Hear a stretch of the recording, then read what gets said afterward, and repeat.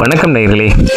இன்றைய அலசல் பகுதியில் நாம் பார்க்கவிருப்பது தாவேகா பற்றியும் விஜய் மீதான விமர்சனங்கள். மீது அப்படி என்னென்ன விமர்சனங்கள், அதை ஒவ்வொன்றா டீகோட் பண்ணுவோமா?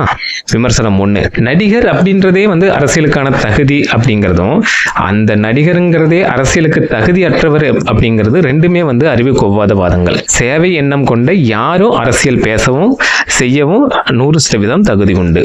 அடுத்த விமர்சனம் கொள்கை, பி டீம் அப்படின்லாம் சொல்றாங்க. அதாவது ஏமாற்றாம உழைச்சு சாப்பிடணும் அப்படிங்கிறது ஒவ்வொருத்தருடைய கொள்கை. அதுக்காக நம்ம இதே மாதிரி கொள்கை இருக்கிற இன்னொருத்தருடைய பி டீம் தான் நம்ம அப்படின்னு சொன்னா அது எவ்வளவு அருவருக்கு தக்க பேச்சு.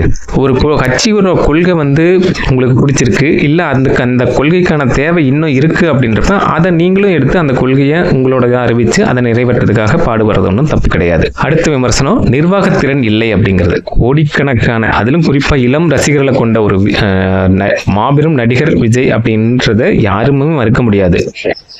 எந்த அதிகாரமே இல்லாத, அரசியல் அதிகாரமுமே இல்லாத ஒருத்தரால கிராமங்கள் வரைக்கும் ரசிகர் மன்ற கட்டமைப்பு உருவாக்க முடிஞ்ச ஒருத்தரால அதிகாரம் மட்டும் தன் கைக்கு கிடைச்சதுன்னா அரசு துறைகளையும் அதே மாதிரி சிறப்பா உருவாக்க முடியும். நெக்ஸ்ட் தற்கொலை கூட்டம்னு சொல்றது. அதாவது ஒரு தன்னெழுச்சியா ஒரு மனிதருக்காக இவ்வளவு கட்டுக்கடங்காத கூட்டம் கூட்டுறது மற்ற கட்சிகளுக்கும் அமைப்புகளுக்கும் மற்றவங்களுக்கும் ஒரு கலக்கத்தையும் நடுக்கத்தையும் உச்சகட்டமா என்ன சொல்லிட்டாங்க, கூடுற கூட்டத்தையே தற்கொலை கூட்டம், அங்க போனீங்கன்னா நீ தற்கொலை அப்படின்ற மாதிரி ஒரு பிம்பத்தை உருவாக்க ட்ரை பண்றாங்க. இது அருவருக்கத்தக்க ஒரு அரசியல். அடுத்தது தனிப்பட்ட வாழ்க்கை மற்றும் சுய ஒழுக்கத்தை பற்றி விமர்சனம். சமூகத்தை பாதிக்காத வரைக்கும் ஒருத்தருடைய தனிப்பட்ட வாழ்க்கை குறிச்சோ அல்லது அவங்களுடைய தனி மனித ஒழுக்கம் பற்றியோ பொது வெளியில பேசுறதுக்கு யாருக்குமே உரிமை கிடையாது. ஒரு சில கட்சிகள் தங்கள் சமூக ஊடக பிரிவு மற்றும் சார்பு மீடியாக்களை வச்சு விஜயோட தனிப்பட்ட வாழ்க்கையை ஒரு பூதாகரமா ஆக்கி காட்டிட்டு இருக்காங்க.